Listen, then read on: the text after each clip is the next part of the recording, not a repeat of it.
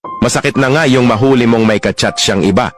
Yung tipong habang akala mo ikaw lang ang mahal niya, may iba pala siyang kinakausap sa oras na dapat para sa inyo. Yung habang abala ka sa pag-aalaga sa kanya, siya abala sa pakikipaglandian sa iba.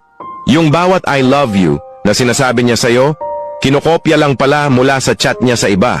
Pero kung yung kachat lang nga masakit na, paano pa kung nalaman mong patago pala silang nagkikita? Sa oras na sabi niya, may overtime ako, o dyan lang ako sa kaibigan ko, pala'y ibang tao na ang kayakap niya.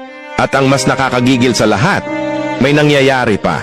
Hindi lang usapan, hindi lang tawanan, hindi lang simpleng kita, kundi katawanan. Isipin mong, yung katawan na niyayakap mo gabi-gabi, naging kanlungan na rin ng iba. Yung halik na akala mo sa'yo lang nakalaan, ipinamigay na pala. Yung pagod ako niya, hindi dahil sa trabaho, kundi dahil galing sa kama ng iba. Anong tawag sa ganon?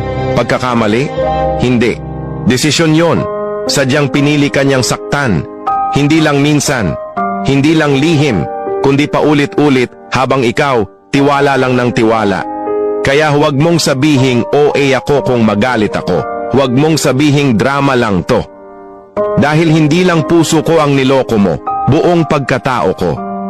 At sa bawat pagtitiis ko noon, sana maisip mong may taong nasasaktan habang ikaw ay masayang nagtataksil. At ngayong alam ko na ang totoo, hindi lang puso ko ang bibitaw, pati respeto ko sa'yo. Dahil hindi lang ito pagtataksil, kundi pagtatapos ng pagmamahal na ikaw mismo ang lumapastangan.